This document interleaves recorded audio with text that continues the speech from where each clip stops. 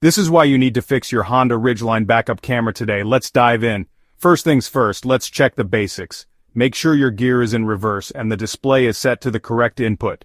No luck? Don't worry, there's more we can try. Next, inspect the camera lens.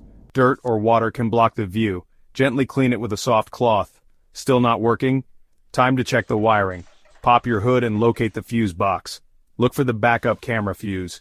If it's blown, replace it with a new one. Remember, safety first. Use the right fuse rating. Now, let's head to the back of the truck. Find the camera and unplug the connector. Check for any signs of damage or corrosion. Reconnect it firmly.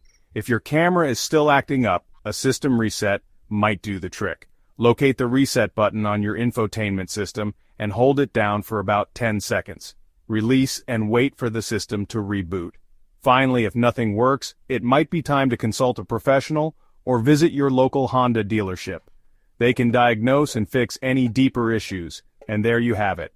A few easy steps to get your Honda Ridgeline backup camera back in action. Safe driving, everyone.